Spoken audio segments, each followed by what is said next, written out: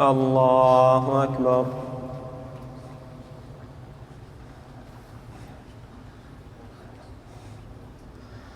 الحمد لله رب العالمين، الرحمن الرحيم، مالك يوم الدين. إياك نعبد وإياك نستعين، اهدنا الصراط المستقيم، صراط الذين أنعمت عليهم غير المغضوب عليهم ولا الضالين.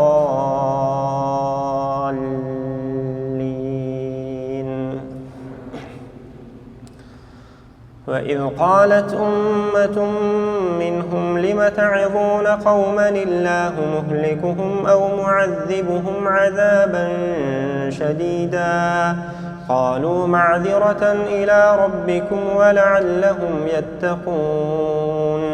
فلما نسوا ما ذكروا به أنجينا الذين ينهون عن السوء وأخذنا الذين ظلموا بعذاب بئيس بما كانوا يفسقون.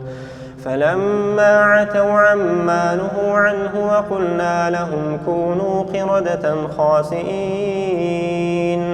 وإذ تأذن ربك ليبعثن عليهم إلى يوم القيامة من يسومهم سوء العذاب، إن ربك لسريع العقاب وإنه لغفور رحيم. وقطعناهم في الأرض أمما، منهم الصالحون ومنهم دون ذلك، وبلوناهم بالحسنات والسيئات لعلهم يرجعون.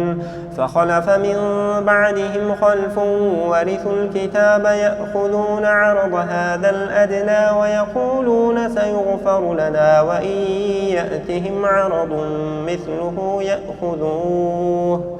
ألم يؤخذ عليهم ميثاق الكتاب ألا يقولوا على الله إلا الحق ودرسوا ما فيه، والدار الآخرة خير للذين يتقون، أفلا تعقلون.